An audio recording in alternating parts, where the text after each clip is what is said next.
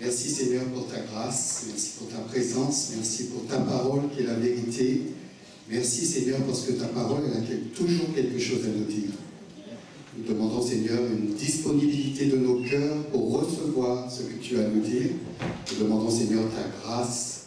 Nous demandons ton assistance Saint-Esprit parce que c'est toi qui convainc les cœurs. C'est toi qui éclaires. C'est toi qui nous rappelle ce que Jésus a dit et ce qu'il a fait. Donc je te bénis pour ce que tu fais maintenant. Je me confie en toi. Je m'attends à toi pour que Seigneur tu opères ton œuvre. Dans le nom de Jésus. Amen.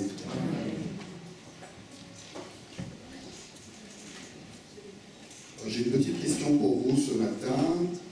Qu'est-ce qui se passe en vous lorsqu'on choisit une personne à votre place? Qu'est-ce qui se passe en vous quand, malgré que vous trouvez que vous avez des compétences, on choisit quelqu'un d'autre?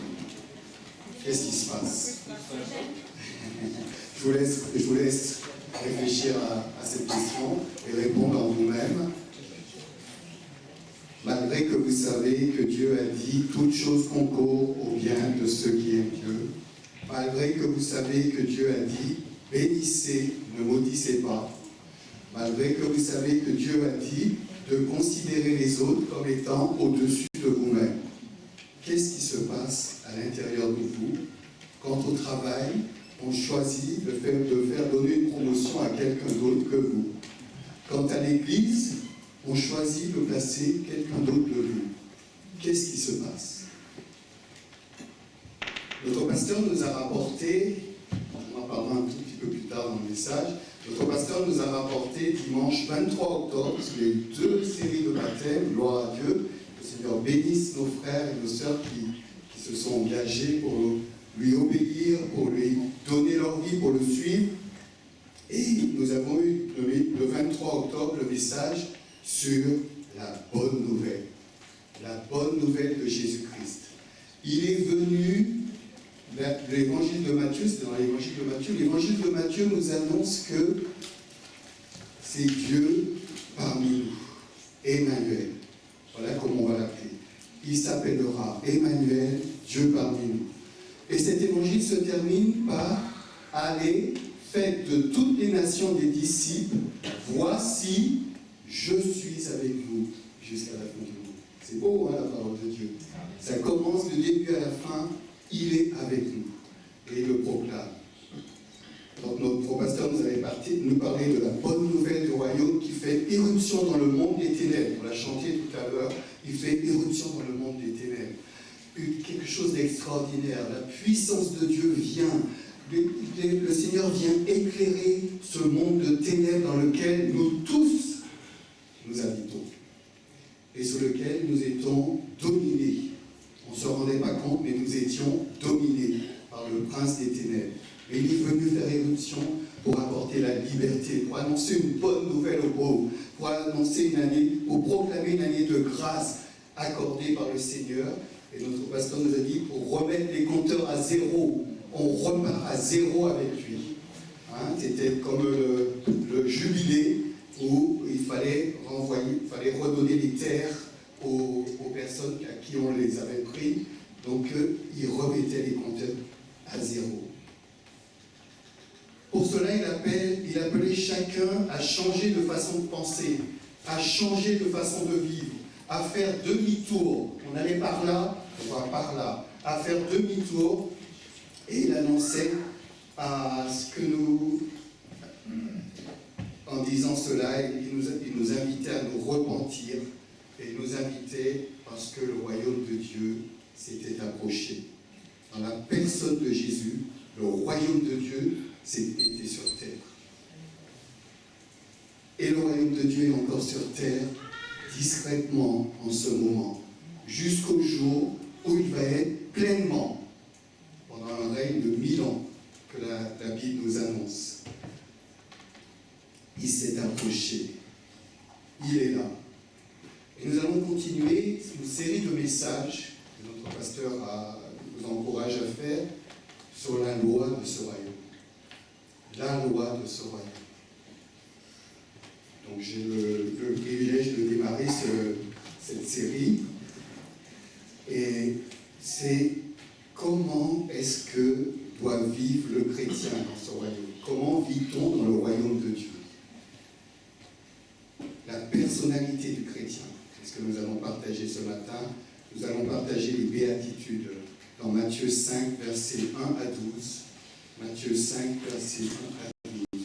Devant la proclamation de la bonne nouvelle, la démonstration de la puissance du royaume de Dieu, une grande foule va suivre Jésus. Nous allons lire dans Matthieu 5, versets 1 à 12. Jésus, voyant ces foules, monta sur une colline et il s'assit. Les disciples se rassemblèrent autour de lui et se mit à les enseigner, et il leur dit: Heureux ceux qui se reconnaissent spirituellement pauvres, car le royaume des cieux leur appartient. Heureux ceux qui pleurent, car Dieu les consolera. Heureux ceux qui sont humbles, car Dieu leur donnera la terre en héritage. Heureux ceux qui ont faim et soif, car ils seront rassasiés. Heureux ceux qui témoignent de la bonté, car Dieu sera bon pour eux. Heureux ceux dont le cœur est pur, car ils verront Dieu. Heureux ceux qui répandent autour d'eux la paix, car Dieu les reconnaîtra pour ses fils. Heureux ceux qui sont opprimés pour la justice, car le royaume des cieux leur appartient. Heureux serez-vous quand les hommes vous insulteront, vous persécuteront, lorsqu'ils répondront toutes sortes de calomnies sur votre compte à cause de moi.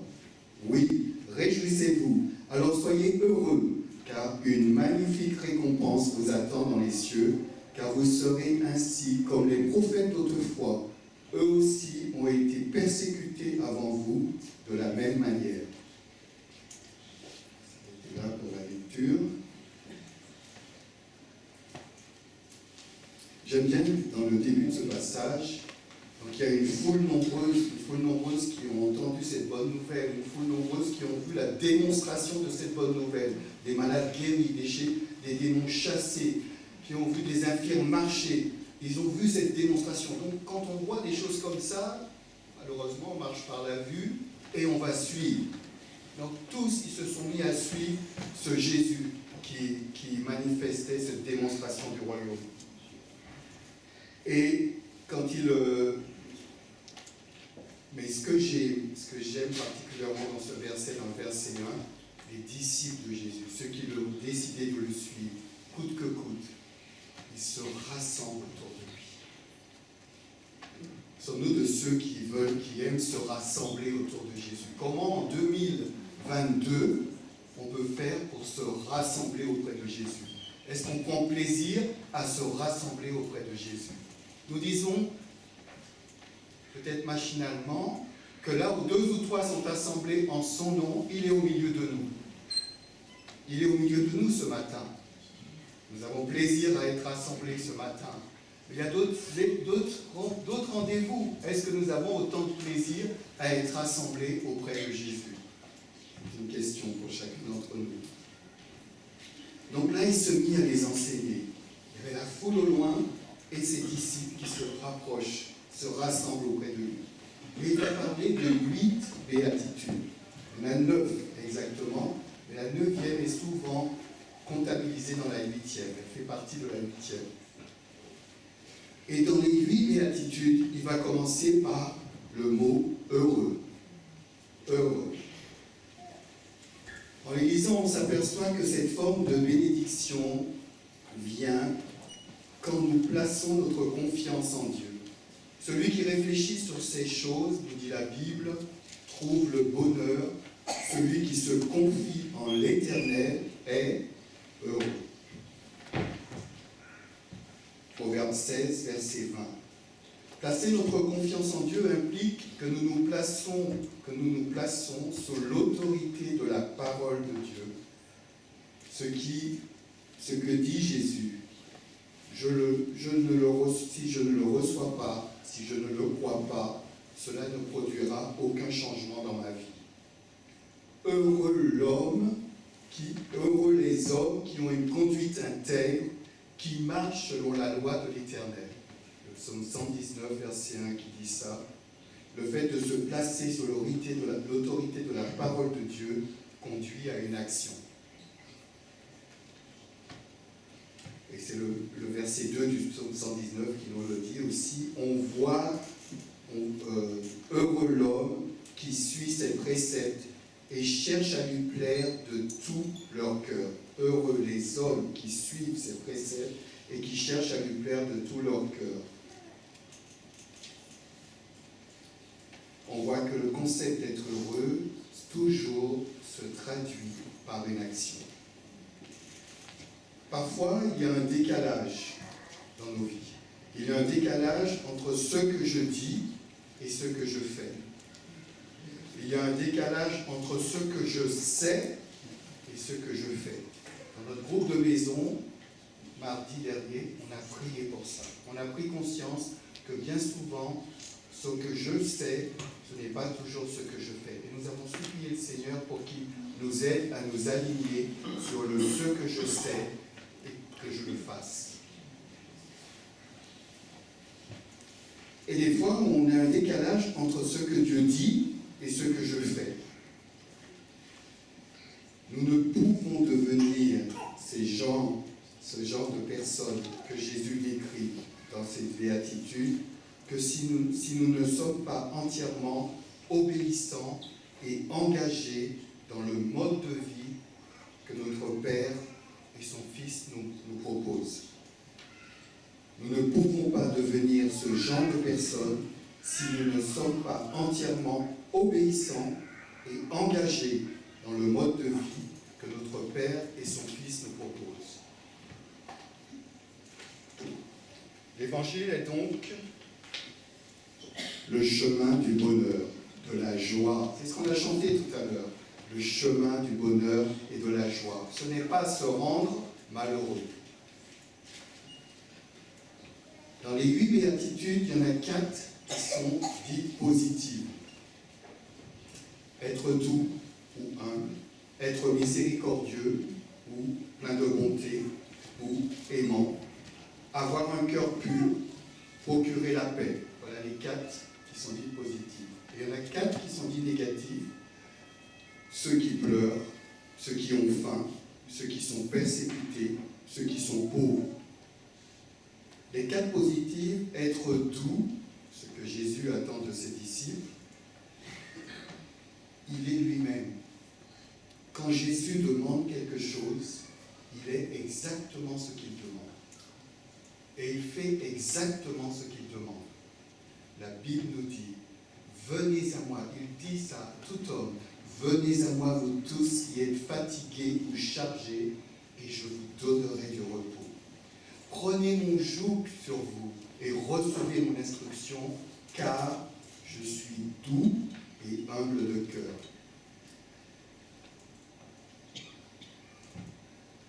Quand il nous demande d'être doux, c'est parce que lui, il est doux.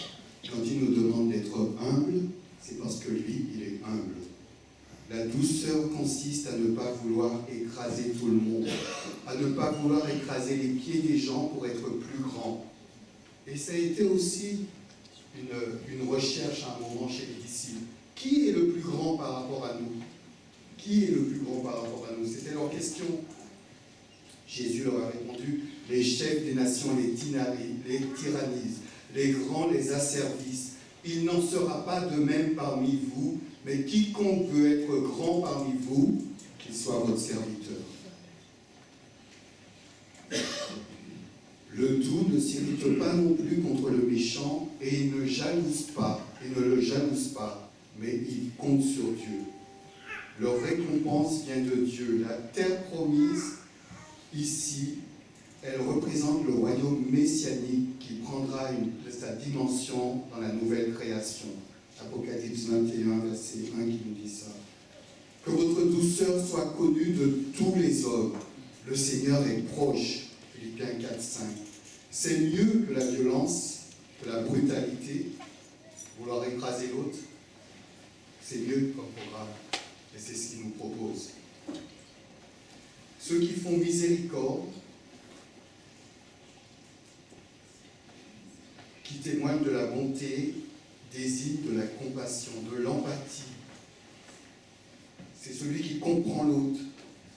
Elle puise sa source dans l'obéissance au commandement d'aimer Dieu de tout son cœur, son âme, sa pensée, de toute son énergie. Rappelez-vous bien le mot énergie. Et d'aimer son prochain comme soi-même. Marc 12, verset 30-31 qui nous dit ça. Là encore, Jésus demande ce qu'il est lui-même, ce que lui-même a fait. Aimez-vous les uns les autres comme je vous ai aimé. Il m'a aimé. Il t'a aimé. Sa vie pour toi, il a donné en donnant sa vie pour toi et pour moi. C'est mieux que la haine et l'égoïsme. La récompense qui là aussi vient de Dieu, il obtiendra miséricorde. Celui qui fait miséricorde obtiendra miséricorde. La pureté du cœur. Dans la Bible, le cœur est le centre de notre vie. Ce à partir de quoi nous décidons et orientons toute notre vie. L'important est de bien choisir le cœur de sa vie, ce à quoi nous croyons, ce sur quoi nous voulons construire. Là où est ton trésor, là sera ton cœur. Ta préoccupation, ton investissement, ton intérêt, si ton cœur, là où est ton cœur, sera ton trésor. Là où est ton trésor, plutôt, sera ton cœur. C'est du cœur que viennent toutes nos actions. La pureté est la transparence par rapport à Dieu. Ce sont ceux qui n'ont pas d'obstacle entre eux et Dieu. S'ils font quelque chose qui déplaît à Dieu, ils ne le cachent pas, ils le disent à Dieu. C'est ça la transparence.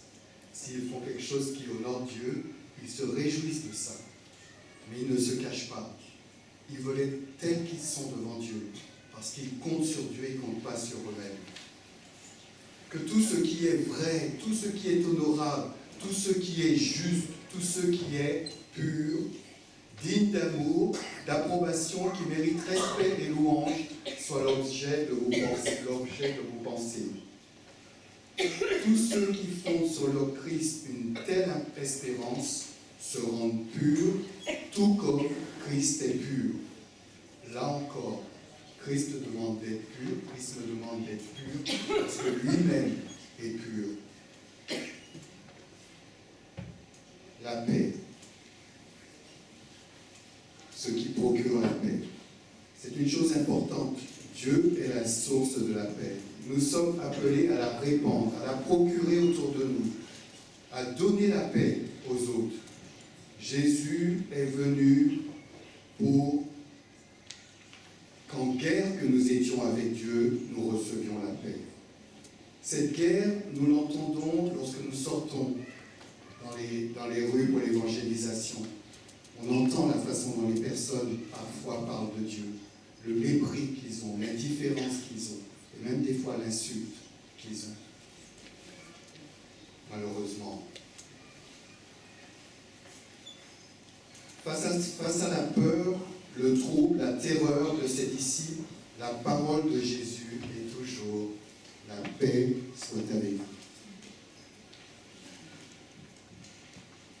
Dans Jacques 14, verset 22, par exemple, vous trouvez ça. Les hommes qui œuvrent pour la paix dans ce monde, ils reçoivent un prix Nobel. Ceux qui œuvrent pour la paix dans le royaume de Dieu, ils reçoivent le nom de fils et filles de Dieu. Autant que cela dépende de vous, soyez en paix avec tous les hommes. Nous rendons compte que tout ce que Jésus nous demande, il l'est et il le manifeste. Les béatitudes se rapportent à ce que nous pouvons faire et non à ce que nous subissons. En fait, notre bonheur ne dépend pas tant des chances ou des malchances que de notre attitude dans la vie.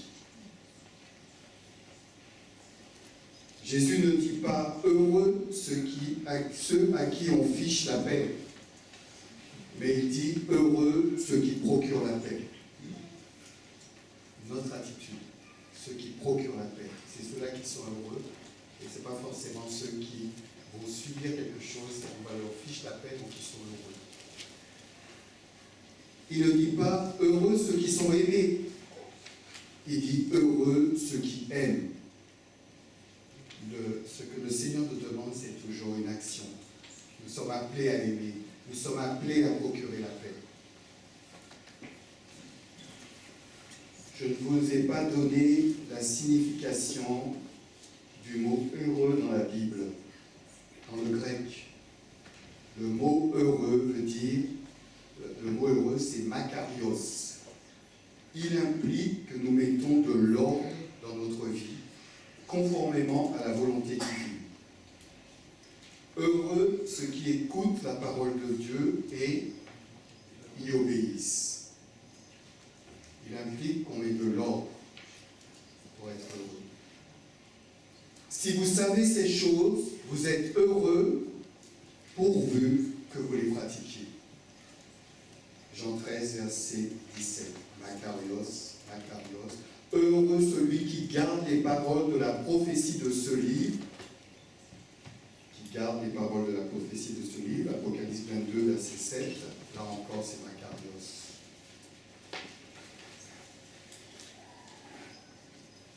Cela nous montre que les béatitudes nous appellent à une action et que notre bonheur dépend de notre attitude et de l'aide de Dieu.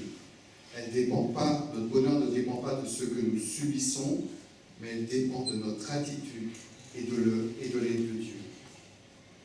Il y a 4 béatitudes qui sont négatives. Elles sont plus compliquées. C'est ceux qui pleurent, les pauvres, les affamés, ceux qui ont soif de justice, les persécutés.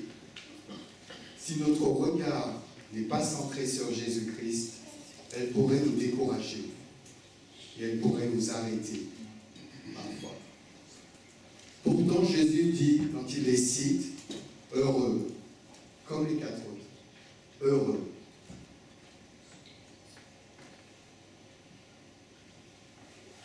Il y a une interprétation à éviter qui serait de dire qu'il faudrait être malheureux, pauvre, pleurer, affamé, persécuté pour hériter dans l'autre monde. Être malheureux sur terre pour être heureux dans le paradis. Ça, c'est faux.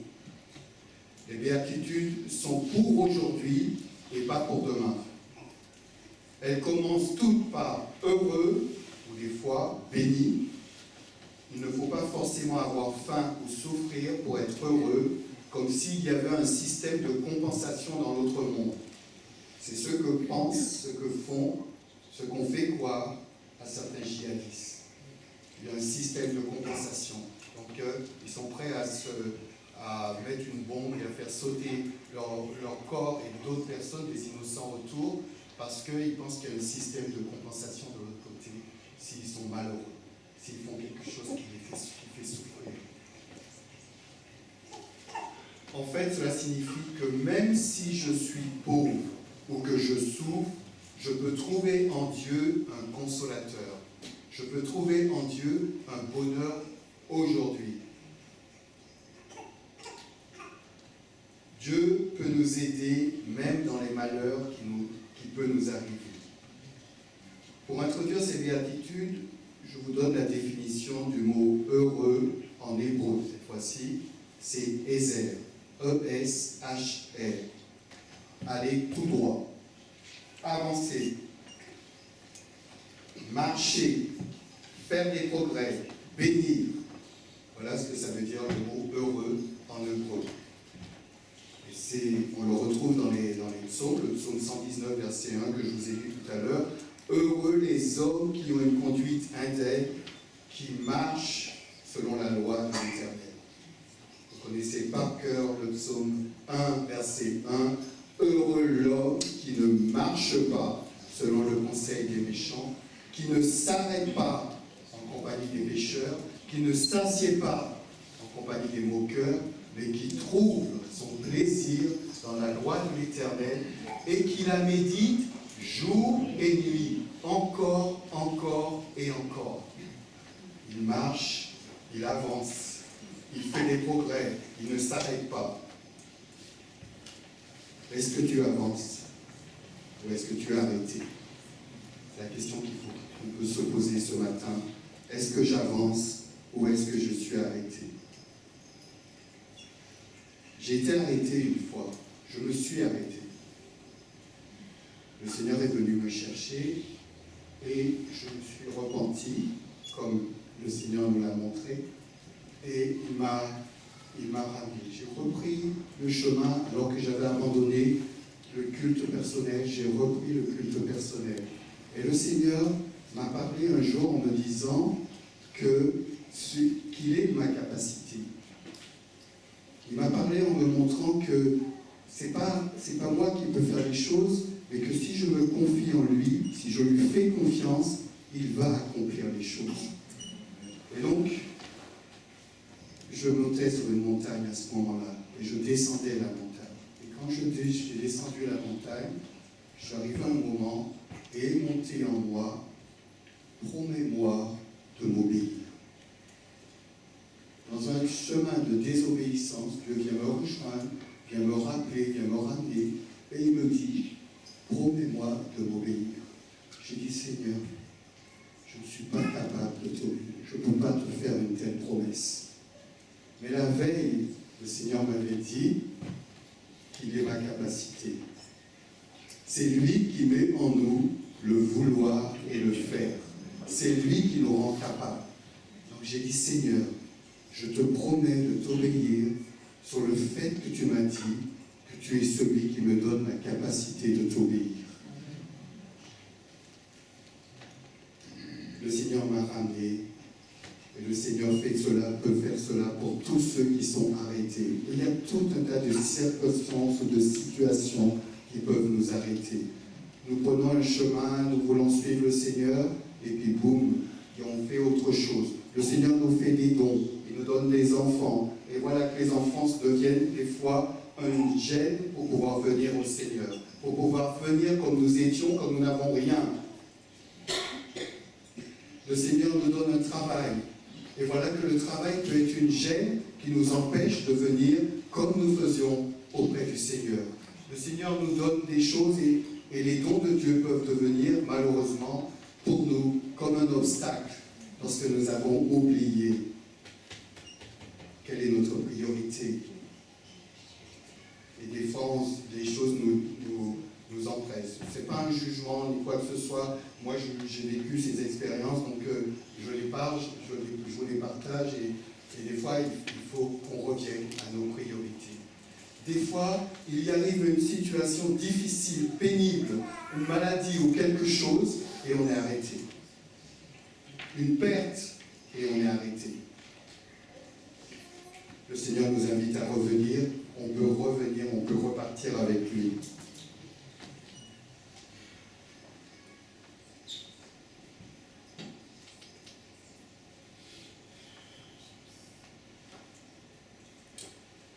Vous couriez si bien. Qui vous a détourné de l'obéissance à la vérité? Qui vous a arrêté? C'est ce que l'apôtre Paul disait à l'église de Galate. Les pauvres en esprit, le nom des simples, ce ne sont pas des simples d'esprit, ce sont ceux qui se reconnaissent pauvres spirituellement, pauvres devant Dieu. Seigneur, à qui irions-nous? Tu as les paroles de la vie. Ils n'ont pas d'autre secours que lui. Quand on voit qu'on est incapable par nous-mêmes d'obéir à Dieu, de lui plaire, nous crions à lui, nous saisissons sa main, la main de celui qui nous sauve, Jésus-Christ. Dieu résiste aux orgueilleux, mais il fait grâce aux humbles. Jacques 4, verset 6. Le royaume des cieux leur appartient. Leur appartient par anticipation, mais leur appartient aussi dans le futur. Il n'est pas dit, il leur appartiendra. Il est dit, il leur appartient. C'est aujourd'hui.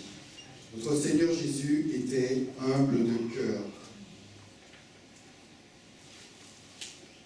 Les affamés de justice, ceux qui ont faim et soif de justice. Ce sont ceux qui sont avides de l'esprit, de la parole de Dieu. En français courant, il dit ceux qui ont soif de vivre comme Dieu le demande.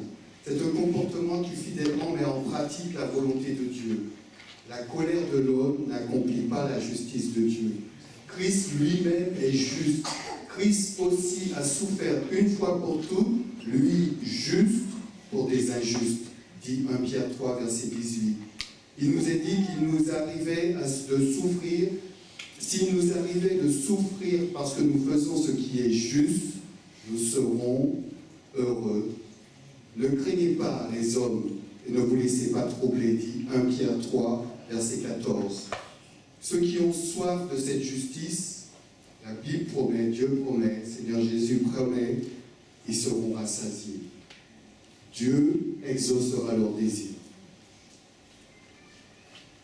Ceux qui pleurent à cause de leur misère, ou plus largement qui souffrent de la situation misérable du peuple de Dieu et de son péché, comme dans Joël 1, verset 13.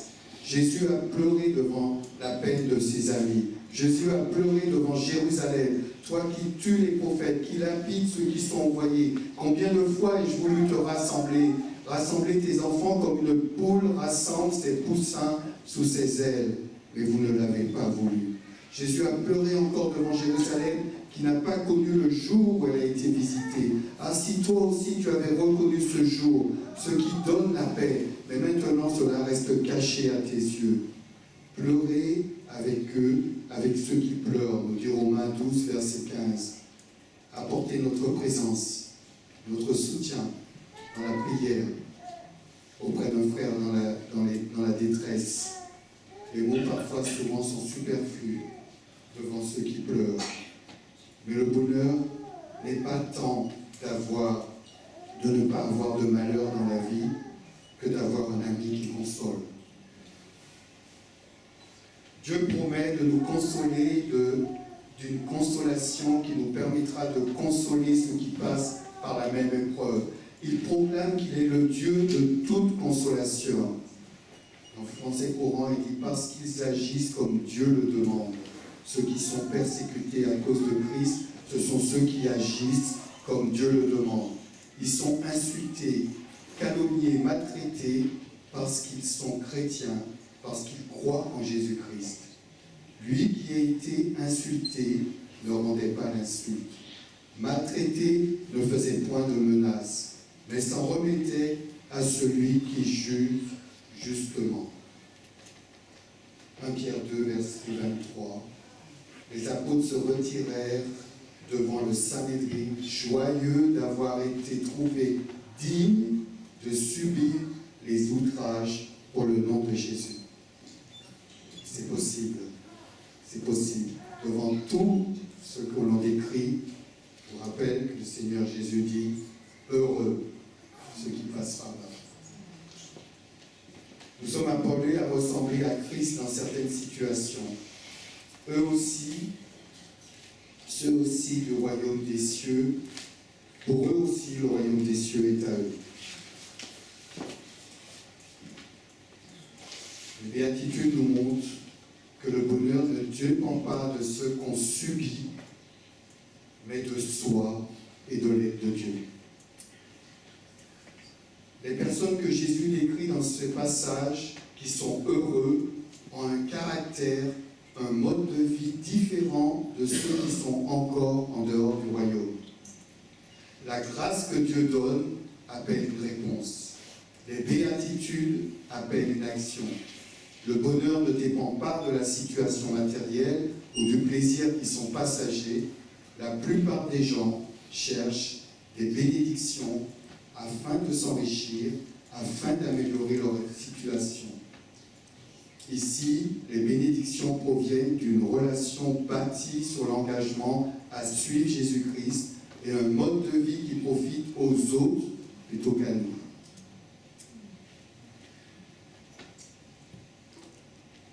Être heureux, ce n'est pas être plein de ceci ou de cela, mais désirer, vouloir, avoir soif Être heureux, ce n'est pas non plus profiter d'une situation en espérant qu'elle dure toujours.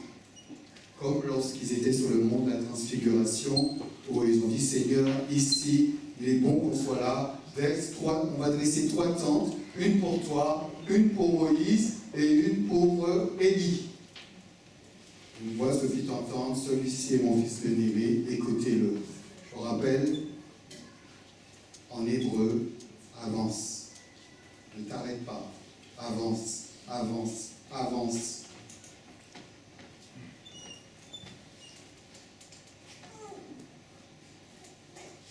Les béatitudes traduisent le fruit de l'esprit, qui est l'amour, la joie, la paix, la patience, la bonté, la bienveillance, la foi, la douceur, la maîtrise de soi.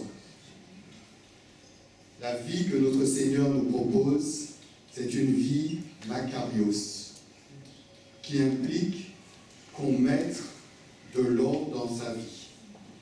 C'est une vie Ézer, une vie qui avance, encore, encore, encore, malgré, encore, malgré, encore, encore. C'est le secret du bonheur. Est-ce que tu le veux? Je vous invite à la prière, dans une prière silencieuse.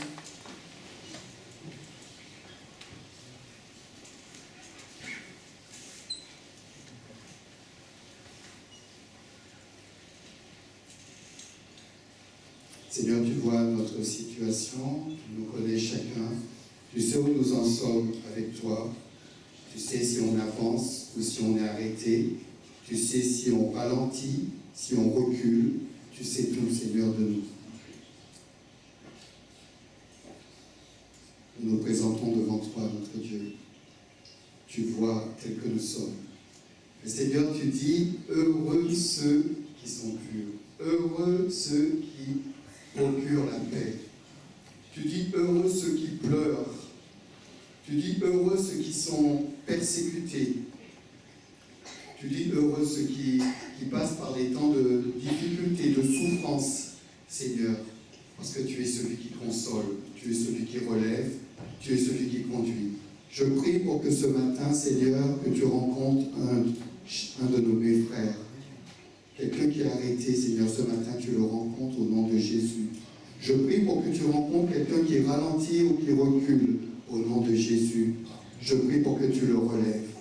Je prie, Seigneur, pour qu'il trouve de pouvoir avancer, de pouvoir continuer, de pouvoir avancer encore et encore.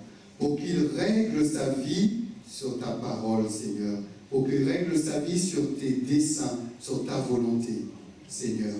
Tu es notre Dieu. Et avec toi, c'est le bonheur, Seigneur. Le bonheur assuré. Nous comptons sur toi, nous nous appuyons sur toi et nous voulons marcher avec toi. Sois béni pour ce que tu fais dans le nom de Jésus. Amen. Amen.